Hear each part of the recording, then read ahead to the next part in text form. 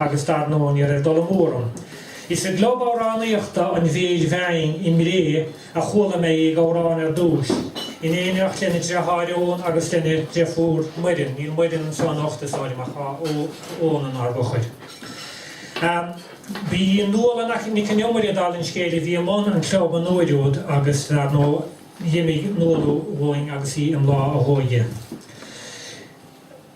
A réintí maidir leis an tidúr cean bhánachta, ní bháin gur árán he breathaíad ach is ceoltóirí fuirifiad leis, más ceadmhach an ceol agus an áránaíocht a dheilthána chéile. Sin an sailóg ar a piano agus ar a bhailín chomá.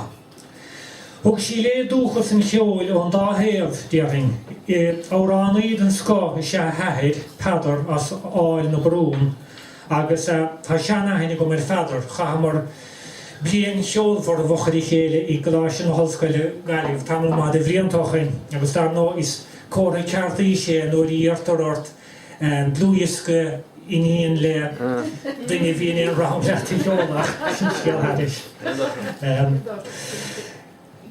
Mar sin in íir sin a chuir saine ar bháthid heilóg arúna agus ceoltóid I seúna chomá sin in si ar a bhailín.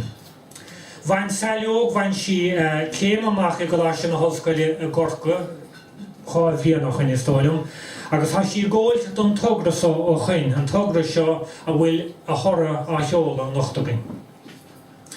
Nuair I fuidir clé a réisteach is blúisce sear dúis, chuir sé úntas orm gur ábhar nua ba dhéan chuid bhóide. Níor chóla cuid an áráin riamh freiid sin, agus leganach an nechatíanta ba dhéan hiileachá dáráintí atá méla fóbail.